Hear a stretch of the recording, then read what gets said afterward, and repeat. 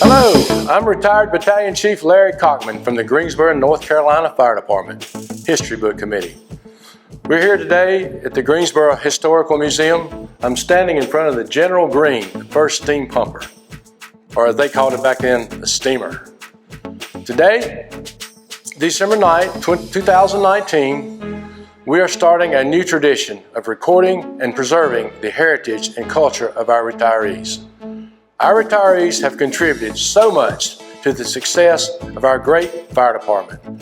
Their stories retire with them and are sometimes gone forever when they pass away. They will share their emergency calls that will always be a part of their memories forever. So sit back and listen as they carry us through their journey in the Greensboro Fire Department. Mike Henley, 72 years old. I spent 32 and a half years on the fire department. I came on June 23rd, 1971, and I left the end, I think, of 2002. Yeah, I just came out of the Navy. It took me about 6 months before I got hired. And I remember I told Chief Osborne, I said, Chief, I need a job now. If you're going to hire me, my wife was expecting. And I said, you know, if I get my baby here and I won't be able to change jobs and start all over again. And I remember I was hired June the 23rd was a Wednesday. And I went out to the training center and helped the companies test hose for about 3 weeks. And I thought I was a firefighter at that time. Back then, you went down to Central Station and applied for the job. I think they gave you the forms, you filled them out, and everything was handled through the fire administration. You didn't go to city personnel. Later on, you got a letter saying yes or no and when to come. My training was, it was going to be about 8 weeks. We started with 6 people. After the first week, we had 4 people left in training. One of them quit and one of them got quitted during that first week. And the reason it was 4 weeks, the 4 of us that was finished was me, Charlie Reed, Chuck Smith, and Gary Watson. And I think Chuck had to go to National Guard training, so they just tightened everything up, and after 4 weeks they called it quits and we were sent out on the line. Okay, I think when I started my salary was $513 a month, big bucks at that time. I enjoyed training. Like I say, it was just 4 of us, so when we went in the smokehouse and we did hose drill, you didn't go over there and sit down and rest while the next crew did it. One drill you're on the nozzle, the next drill you're backing the man up, the next drill you're the second man. So it was constant, just one. And like if you were going to slide the rope, by the time you went out the window and got back up, it was your time to go out the window again. You know, so they said that they would never have another class that small because we didn't have hardly enough to do the drills. We actually had some companies when they were out there, they would help us do some of the drills, and most of y'all don't know if you remember, but we had a net that ropes that you jumped in, and it took.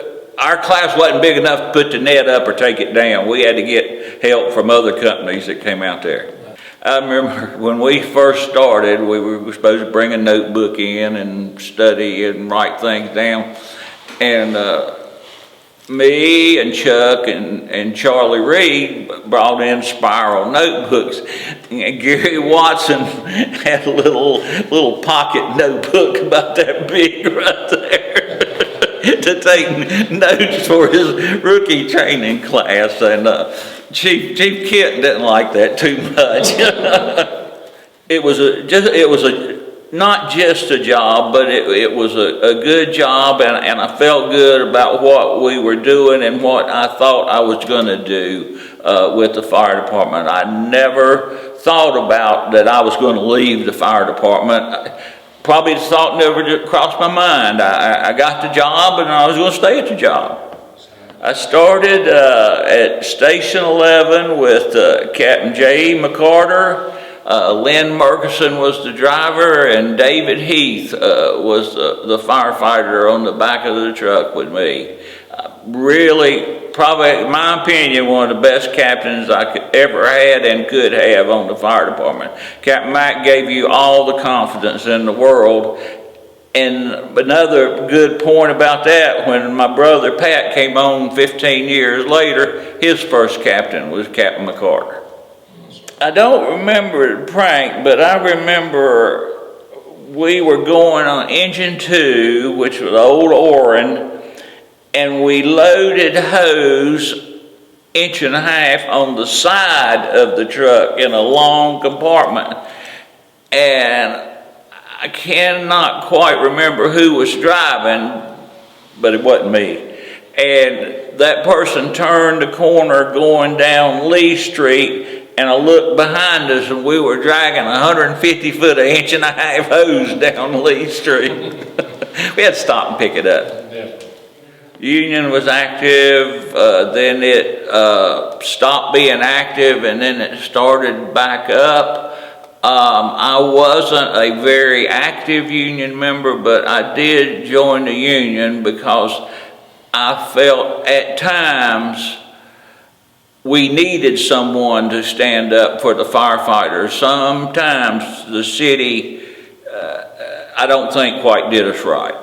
Close-knit group from one company stations with only 3 other people besides you, which I was a couple of those, to I was at Central Station where we had 22 people on a shift. So you did things with 3 people and you did things with 20-some people, and that meant cooking for 4 people or cooking for 22 people. Cooking with just 3 or 4 potatoes to cooking 10 pounds of potatoes. So big difference in the kitchen and your activities, and even how you socialize at a station. Depends on how many companies are there. And biggest thing at a fire station is who you're with. I had one of the worst years out of 32 plus years at a station, and the next year at the same station the personnel changed. I stayed there, the personnel changed, and it turned out to be one of the best years I ever spent on the fire department, and I didn't even move. Fair. I was a fair cook. I fixed cube steak and gravy and mashed potatoes and green beans. Firefighter, I was in a dorm room all the time. Then when you became captain, you got your own room, or maybe shared it with another captain at some stations. So, I can't really speak to it. In my opinion, I think it would be nicer to have your own little cubicle or room, but you miss a whole lot of socialization and not staying in a dorm with 2, 3, 4, or 10 other people. I do. I think it's important for them to cook together. I think it's important for them to even socialize sometimes together, because you're not an individual firefighter, you're a team firefighter. You cannot do it by yourself. So I think it's very important that you cook and do things together, just to build up the camaraderie and the fellowship and the working together. Getting along and knowing each other. I think if you have a fellowship and brotherhood with each other, you know each other better, which is good and bad, but you know how to work together, sometimes without even saying anything, how to get a task done, just because you know each other and how each person works, and that makes you a better firefighter and a better company. You can walk into a fire station and tell them you're a firefighter, and they'll talk to you. They'll help you. They'll tell you just about anything you want, and we did, or I did that whenever one came into our station. So it's almost a safe place in a storm if you're in a storm and you're out of town. But I remember the first day I was at 11, we had 4 calls after midnight, and 2 of them were working fires, and I thought, is this the way it's going to be every day down here? I said, I'm not so sure this is what I signed up for, but it was good. I wouldn't have it any other way. Yeah, we ran medical calls. I tell you a little funny story. When we first got squads, they were going to be the salvation of the fire department. And they were going to answer medical calls. And the first day they went into service, in the morning, we got a medical call. I was at Station 4, and a gentleman was working on a car, and he had it, a shade tree mechanic, he had it pulled up on a chain on a tree, and the engine fell down. He was under it, and it caught him on the temple, just the bolt from the transmission. Well, when we got there, he was gone. So I turned the squad around, and this was the first call the squad had gotten. When I got back to the station, it looked like a Chiefs convention there. Well, know what I was doing, turning that squad around. They were supposed to go on everything, and I just said, we didn't need them, so I turned them around. Well, I was on the News and Records fire downtown on, I think it's Davie Street, and that was a pretty big fire. And then we had some construction material on the 20th floor of the Jefferson building one afternoon, and I was on that one, and just other fires, big causes, somebody gets hurt or somebody gets killed, you know. So Chief Osborne was a good chief and a good guy, and I thought he was a good, fair, and honest man. I always looked up to him. But Larry, there's many guys that you can look up to and admire and learn from on this fire department, whether you mention their name or not, you know. Well, the heartbreaking moments is if you have a fatality, and then especially if it's children. If it bothers you, you never forget it. Well, I did CPR on Glenn Johnson one night and brought him back with the other guys. Glenn Johnson was climbing an aerial ladder, and we thought the power lines had been turned off by Duke Power, and the ladder got tangled up in the lines, and it electrocuted Glenn and stopped his heart. And when we got him back down, and like I say, there were several of us that did this, but Charlie Jones and I ended up doing the CPR, and we brought him back. And we met him, and he came back by the station, and that was a really good day right there. All firefighters deal with it differently. Some talk about it, some never talk about it. I experienced a lot when I was in the service, a lot more than most firemen can imagine. So I don't know if I handled it well, but I handled it the best way I could. No accidents. We didn't have any accidents. We had 2 suicides, I believe, during my career. It's terrible. It's terrible. You don't know why. You don't know why. No one knows why. Only person knows why is not with us anymore. And firefighters.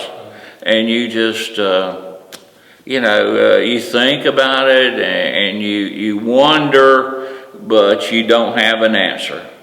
The military helped me prepare for the fire department in many ways. When I got out of the military, I was a supervisor, and then as I went through the ranks on the fire department, became a captain. Again, I was a supervisor, but I was a worker when I was in the military, and I started out as a worker firefighter on the fire department. So, yeah, it helped me in many aspects on the fire department.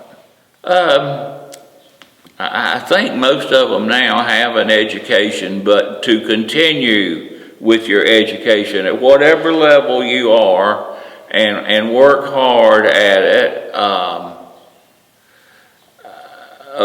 work with your companies and the people that you're with.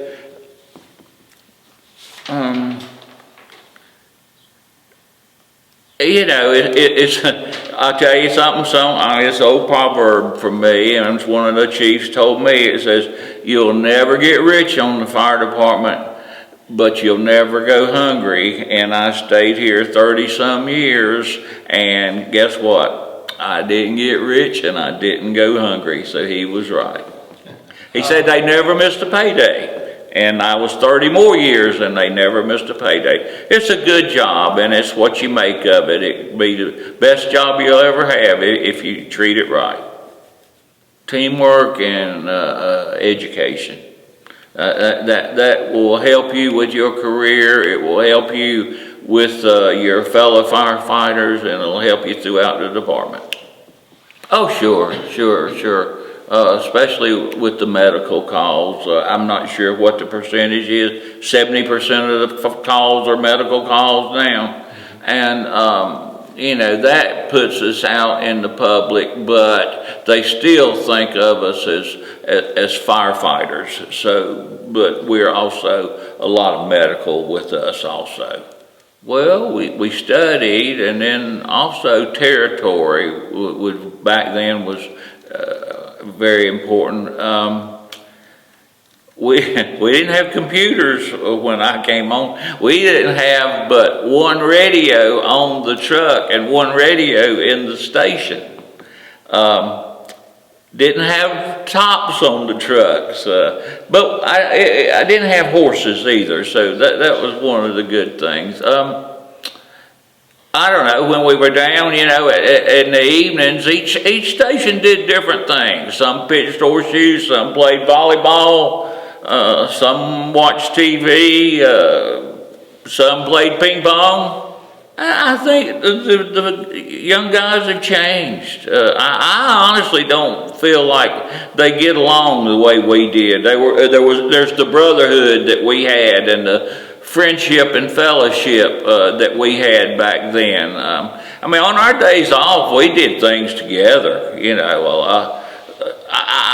Someone told me that they don't have a softball team anymore. Well, a softball team put 15, 20 people together, plus their wives and family and kids, and people just come watch you. You just can't get much better than getting all those people around and having a good time. I enjoyed the softball. Like I say, you got to meet and know different people on the fire department, because you didn't work with them all, but they were at different stations. But we had a really good time laughing with each other and cutting up and just making really good friends with each other. We went snow skiing together. We went water skiing together. There's some things you can't say that we did together, but we did have a good time. That's kind of funny. I really didn't get injured in the fire department while I was working, but since I've retired, I've had 2 knee replacements and torn both of my rotator cuffs. Other than that, I'm doing pretty good for an old guy.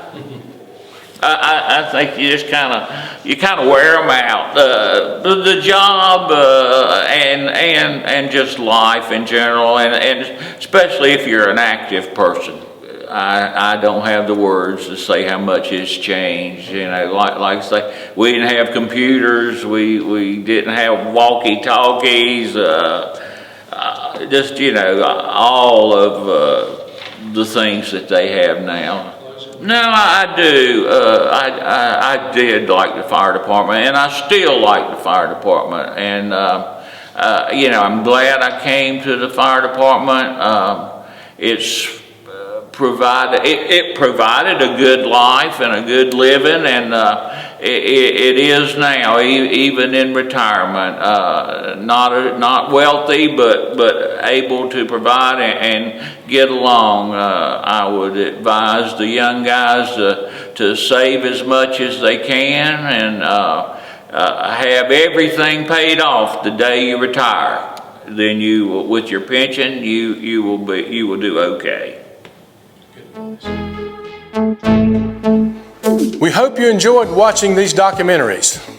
It was our goal to share and preserve the memories of our retired Greensboro firefighters. It is our desire that these documentaries will inspire future generations to continue the brotherhood, sisterhood, and camaraderie while always striving for excellence in their careers. While fire apparatus, equipment, and technology have improved, several things will always remain the same. The courage and bravery it takes to mitigate natural and man-made disasters will always be a part of the job.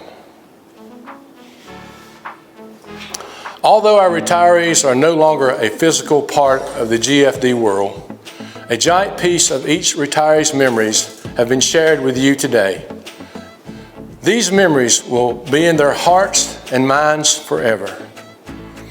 A special thank you goes out to Captain Harold Haney for his many long hours of recording and editing. Thank you, Harold. A job well done.